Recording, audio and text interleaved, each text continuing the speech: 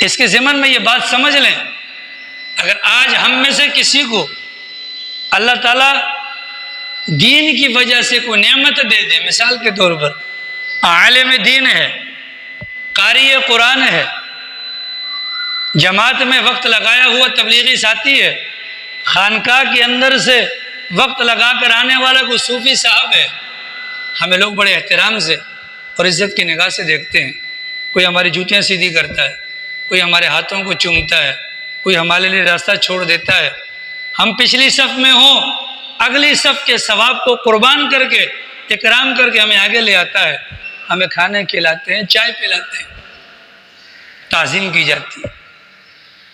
اس تعظیم کے پیچھے ہماری ذات نہیں ہے، اس تعظیم کے پیچھے ہم میں موجود جو دین کی نعمت ہے، یہ اس نعمت کی قدردانی اور اس نعمت کی تعظیم کی جاتی ہے۔ عالم دین کی جوتیاں کیوں سیدھی کی جا رہی ہیں؟ اس کی شخصیت کی وجہ سے نہیں، اس کے علم کی وجہ سے، اس کی دینداری کی وجہ سے۔ لہذا ہم میں سے کسی کو اگر کوئی تعظیم کی نگاہ سے دیکھتا ہے، اسے اللہ کا فضل سمجھ کر اپنے آپ کو اللہ رب العالمین کی طرف سے بیان کردہ احکامات کی روشنی میں لگا رہنے کے لیے اپنے آپ کو تیار رکھیں۔ اللہ نہ کرے ایسا نہ ہو کہ اللہ نے ہمیں ایک مقام دیا، عالم دین، امام مسجد، مفتی، تبلیغی، امیر صاحب، صوفی صاحب، ایک مقام دیا اور لوگ ہمارے ظاہری حلیے پر اور ہماری زبان سے نکلنے والی باتوں پر ہمارے سامنے ہاتھ باندھ کر کھڑے رہیں، اپنے اموال ہم پر لوٹائیں، اپنی جوانیاں ہماری باتوں میں آ کر قربان کر دیں، اور ہم اندرون خانہ اللہ میاں کے ساتھ مخلص نہ ہوں، اور دل کے اندر ہماری بڑائی ہو، دل کے اندر ہمارے یہ ہو کہ دیکھو میں نے اس کو چونا لگا دیا، دیکھو میں نے اس کو دھوکہ دے دیا، دیکھو یہ تو ہے ہی بے وقوف۔ نہیں، اللہ کی بڑی نعمت ہے، یہ عزت اللہ کی بڑی نعمت ہے۔ ہمیں جو عزت ملی ہے وہ وزارت عظمیٰ کی وجہ سے نہیں یا صدارت کی وجہ سے نہیں، ہمیں جو عزت یا عظمت ملی ہے وہ عزت اور عظمت دین کی بنیاد پر ملی ہے، لہذا اس دین کی قدردانی کرنی ہے تاکہ اس عزت اور عظمت ہماری برقرار رہے۔ اللہ ہم سب کو قدردانی کرنے والا بنا۔ چنانچہ اللہ نہ کرے اگر کوئی بندہ دین کی نعمت کی ناقدری کرتا ہے، ناقدری مطلب جو حکم ہے اس کے خلاف کرتا ہے، تو پھر کیا ہوتا ہے؟ حدیث پاک کے اندر آتے اللہ تعالیٰ حفاظت فرمائے، اللہ ہم سب کو معاف فرمائے، اللہ ہم سب کی حفاظت فرمائے۔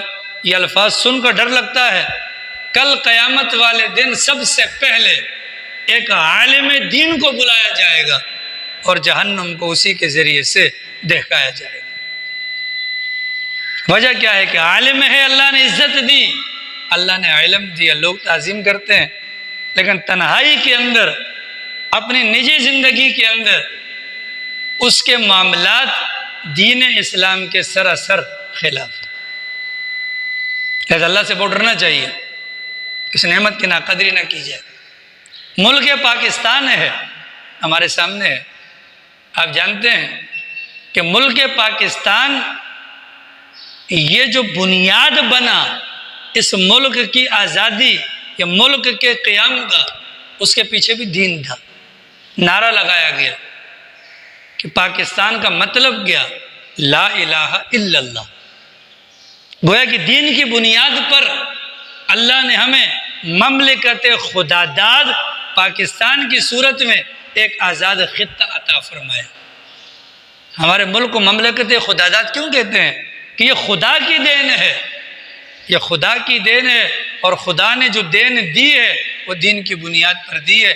اب کلمے کی بنیاد پر یہ ملک ہمیں ملا ہے، لہذا اس نعمت کی بھی قدردانی کرنی چاہیے۔ اس نعمت کی قدردانی کیا ہے؟ ہم پوری دنیا والوں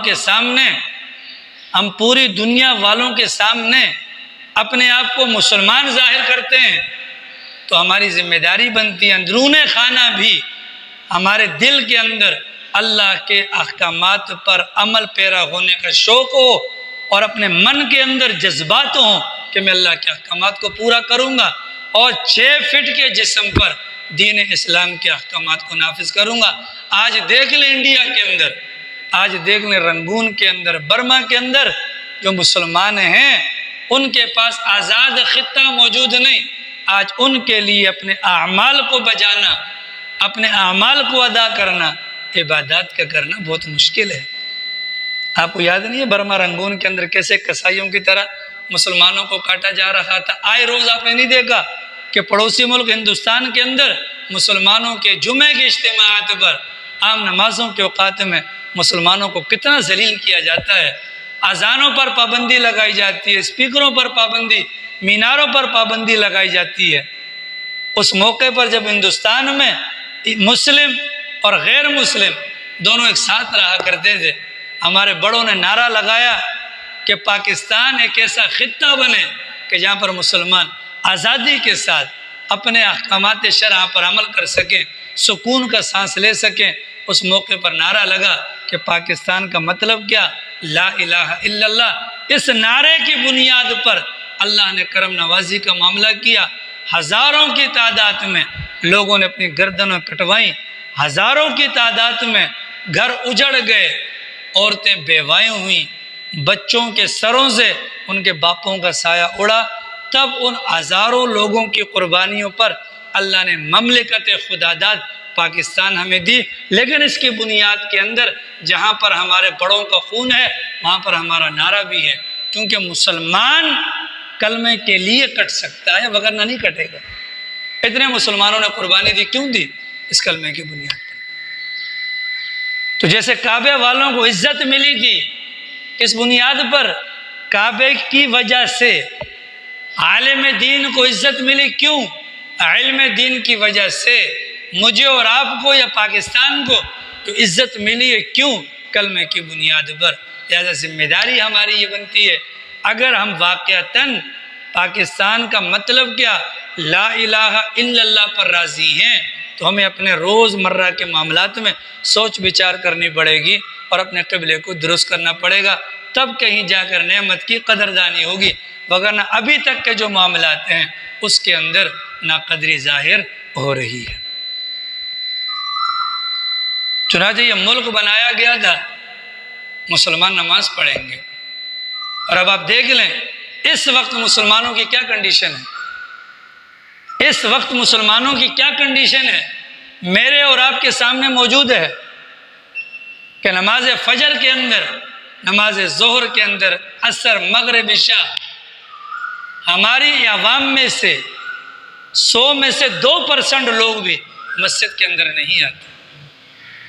یہ کلمے کی بنیاد پر حاصل کیا جانے والا ملک پاکستان، یہ اس کی ناقدری ہے، اللہ کی نعمت کی ناقدری ہے۔ قریش مکہ کو بھی سمجھائی گئی یہ بات، اور قریش مکہ کے طفیل سب کو یہ بات سمجھائی گئی کہ دیکھو اگر دین کی نسبت سے کوئی نعمت ملے اس کی ناقدری مت کرنا، مگر اللہ کی ذات اس بات پر قادر ہے وہ نعمت تم سے چھین لے۔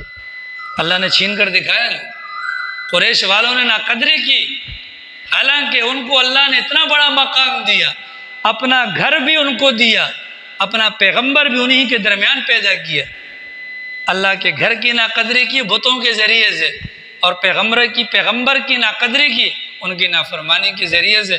اللہ نے ان سے اپنا پیغمبر بھی لے لیا، مدینے والوں کو دے دیا، اللہ نے گھر کا نظام بھی اٹھا کر ان کے علاوہ دیگر لوگوں کے ہاتھوں کے اندر دے دیا۔